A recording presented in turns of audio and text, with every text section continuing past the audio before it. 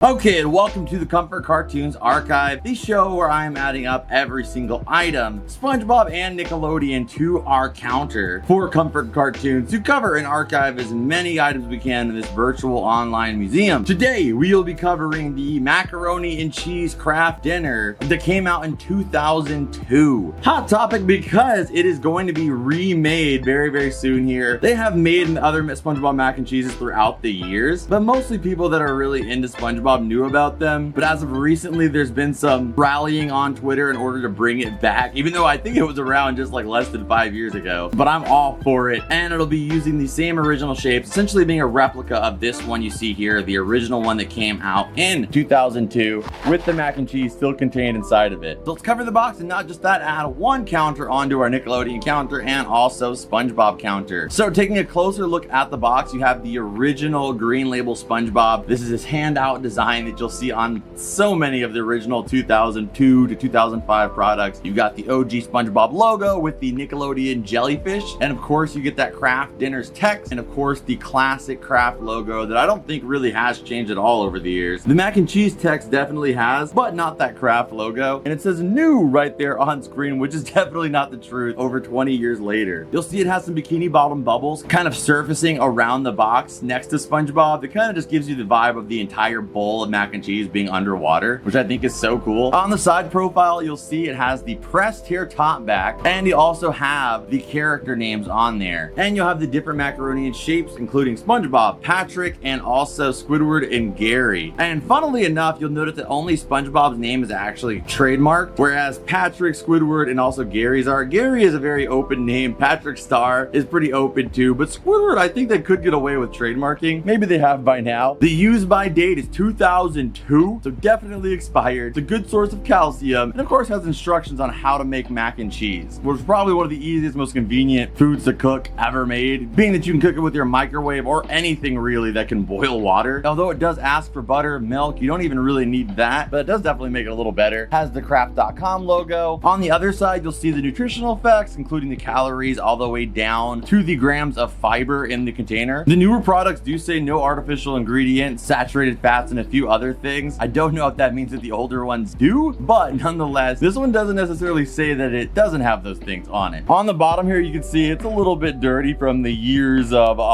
years and years of storage in different locations. I wasn't the original owner of this box, but it has the Kraft Kids brand logo on the bottom, which had all the character mac and cheeses under that line. And on the back here, you will see a postcard that says Aloha from Bikini Bottom, and you can cut that postcard out and put a stamp on it and send it just about anywhere you want. It does have 3 different postcards that you can collect. As you can see in the top right corner there, it says greetings from the sea. Can you collect all 3?